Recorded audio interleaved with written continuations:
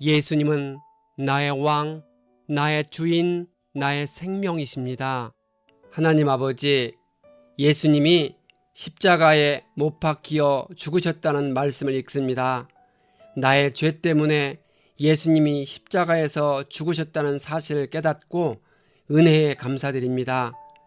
예수님이 부활하신 후 제자들에게 보이신 모든 과정을 보면서 부활에 대해 확신하고 예수님 다시 오실 때 우리도 부활한다는 사실을 믿고 살아가도록 인도해 주옵소서. 예수님의 이름으로 기도합니다. 아멘. 오늘 읽을 말씀은 누가복음 23장과 24장입니다. 이 말씀의 핵심은 첫째, 본디오 빌라도가 예수님을 십자가에 못 박히도록 넘기니 예수님은 제6시에 죽으셨습니다. 둘째, 예수님은 안식 후 첫날 살아나셨습니다. 셋째, 부활하신 예수님은 엠마오로 가는 두 제자와 11제자에게 나타나셔서 구약성경 전체에서 자신에 대해 말씀하신 곳을 펴서 설명해 주셨습니다. 23장, 사람들이 예수님을 빌라도에게 끌고 가서 자칭 왕 그리스도라고 했다고 고발했습니다. 빌라도가 예수님에게 유대인의 왕이냐고 물으니 예수님이 인정하셨습니다. 빌라도는 여러 번에 걸쳐 대제사장들과 사람들에게 예수님이 죄가 없다고 했습니다. 만일 예수님이 무장단체를 이끌고 있는 지도자로서 왕이라고 했다면 빌라도는 로마에 대한 반역죄로 바로 극형을 언도했을 것입니다. 그렇지만 빌라도의 물음에 대한 예수님의 답변은 그런 반역의 분위기와는 사뭇 달랐습니다. 예수님은 단지 빌라도의 물음에 순수히 긍정만 했을 뿐입니다. 예수님의 평소 행적이나 신문에서의 부드러운 답변 태도로 보아 빌라도는 예수님에게 죄가 없음을 알았고 따라서 더 이상의 재판을 진행하는 것은 의미가 없다고 판단했습니다. 빌라도는 예수님이 갈릴리 사람임을 확인하고 헤롯에게 보냈습니다. 헤롯은 예수님을 보고 기뻐하며 이적 행할 것을 기대했지만 아무런 말이나 대답을 듣지 못하니 희롱하고 빛난 옷을 입혀 다시 빌라도에게 보냈습니다. 헤롯과 빌라도가 전에는 원수였으나 친구가 되었습니다. 로마를 대표하는 총독 빌라도는 헤롯 대왕이 통치한 유대와 사마리아를 다스리면서 분봉 왕인 헤롯 안디바가 다스리는 갈릴리 지역까지 월권을 행사하고 있었습니다. 더욱이 이전에 빌라도는 갈릴리 사람들을 자기 마음대로 죽이는 일도 있었습니다. 하지만 빌라도가 갈릴리 사람인 예수를 헤롯 안디바에게 넘겨준 것은 그의 지위를 공개적으로 인정한 일이 되었으므로 헤롯 안디바의 마음이 풀어져 그 일로 서로 친구가 되었던 것입니다. 이후 빌라도는 예수님에게서 죄를 찾지 못하였고 죽일 죄를 찾지 못했으니 때려서 놓겠다고 반복했습니다. 빌라도는 백성들이 큰 소리로 재촉하니 그들을 이기지 못하고 예수님을 넘겨주어 사람들의 뜻대로 하게 했습니다. 예수님은 밤새운 신문과 심한 채찍들로 인해 체력이 완전히 고갈된 상태였으므로 형장까지 십자가를 지고 갈 수 없어서 구레네 사람 시몬에게 대신 지게 했습니다. 예수님은 가슴을 치며 슬피 우는 사람들에게 주님을 위해 울지 말고 그들과 그들의 자녀들을 위해 울라고 하십니다. 예수님의 양옆에 다른 두 행악자도 십자가에 못 박혔습니다. 예수님은 십자가에서 죽어가면서 아버지, 저 사람들을 용서하여 주십시오. 자기들이 무슨 일을 하는지를 알지 못합니다라고 기도하셨습니다. 예수님의 양옆에 있는 강도 하나가 주님을 영접하니 낙원에 있을 것이라는 약속을 받았습니다. 예수님은 십자가에서 모두 7마디의 말씀하셨습니다. 이를 가상칠언이라고 하는데 시간의 순서에 따라 정리해 보겠습니다. 첫째, 아버지 저들을 사하여 주옵소서. 자기들이 하는 것을 알지 못합니다. 둘째, 내가 진실로 내게 이르노니 오늘 내가 나와 함께 낙원에 있을 것이다. 셋째, 여자여 보소서 아들입니다. 보라 내 어머니다. 넷째, 엘리 엘리 라마 사박다니. 다섯째, 내가 목마르다. 여섯째, 다 이루었다. 일곱째, 아버지 내 영혼을 아버지 손에 부탁합니다. 예수님은 십자가에 못 박혀 죽으셨고 성소의 휴장 한가운데가 찢어졌습니다. 공회원이며 의로운 사람인 요셉이 예수님의 시신을 빌라도에게서 받아 아직 아무도 묻힌 적이 없는 무덤에 넣어 두었습니다. 그날은 준비일이고 안식일이 시작될 무렵이었습니다. 갈릴리에서부터 예수를 따라다닌 여자들이 무덤을 보고 주님의 시신이 어떻게 안장되었는지를 살펴보았습니다. 그들은 집에 돌아가서 향료와 향유를 마련하였습니다. 여인들은 계명대로 안식일에 쉬었습니다. 24장 안식 후 첫날 이른 새벽에 여자들은 준비한 향유를 가지고 무덤으로 갔습니다.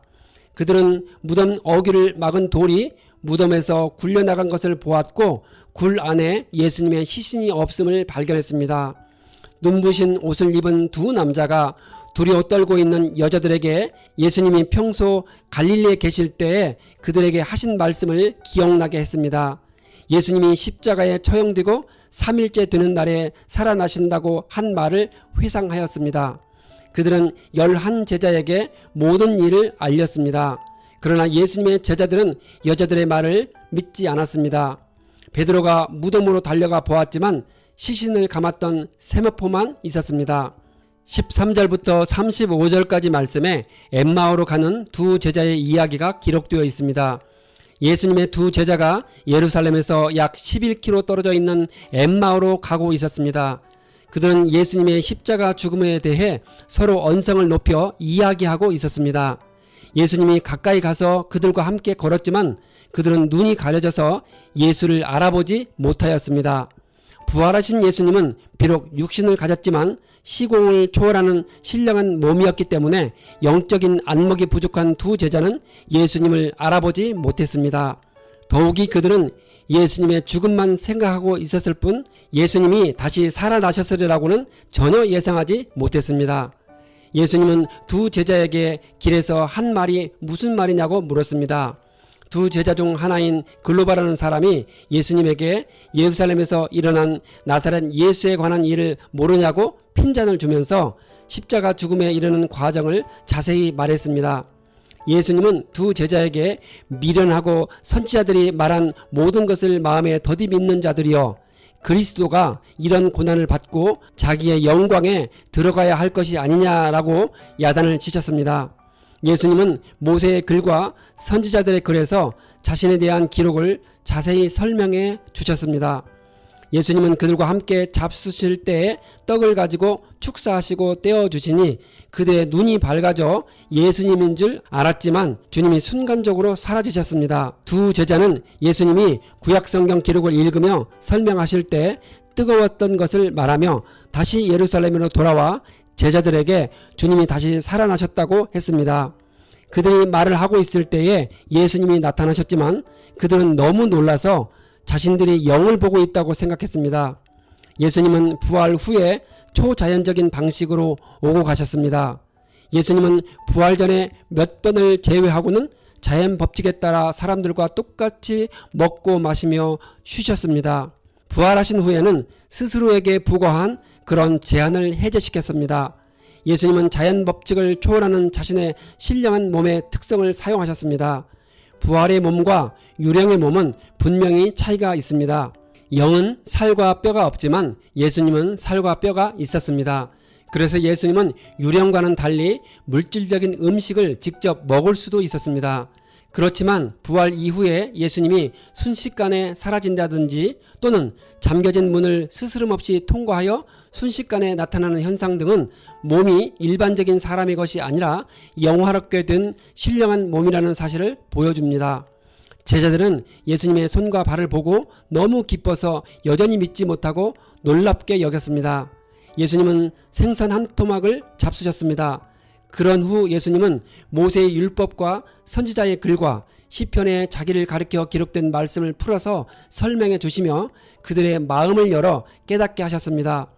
제자들은 예수님의 설명을 듣고 자신들 앞에 부활하신 예수님을 보면서 여태껏 알지 못했다가 새롭게 깨달았습니다. 그들은 뒤로부터 거슬러 올라가면서 구약의 글을 대할 수 있게 되었습니다.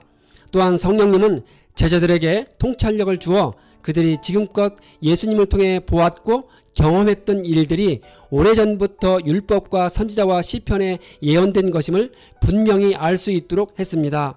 하나님 아버지는 성령을 부어주실 것을 약속하셨습니다. 누가는 이 책의 후속편인 사도행전에서 이 약속의 성취에 관해 자세히 기록하고 있습니다. 누가가 예수님의 승천 사실에 대해 묘사한 내용을 그가 기록한 누가복음과 사도행전을 종합하여 4가지로 정리했습니다. 첫째, 예수님은 부활하신 후 40일 만에 승천하셨습니다. 둘째, 감람산에서 승천하셨습니다. 셋째, 제자들을 축복하시던 중에 승천하셨습니다. 넷째, 승천하실 때 예수님의 몸은 구름에 가리워져 보이지 않게 되고 흰옷 입은 2 천사가 함께 했습니다. 그리고 마가와 베드로는 승천하신 예수님이 하나님 우편에 앉으셨다고 기록하고 있습니다. 성경이 말하는 예수님의 승천 목적 하나는 우리의 거처를 예비하기 위해서이고 다른 하나는 성령을 보내기 위해서입니다. 예수님은 속죄를 이루시고 승천하셨고 영광 가운데 승천하셨으며 승리하시고 승천하셨고 승천하신 후에 지극히 높아지셨습니다. 우리는 예수님이 승천하신 후 하나님 우편에 앉으셨다가 반드시 다시 오실 것을 기다리며 믿음으로 살아가고 있습니다.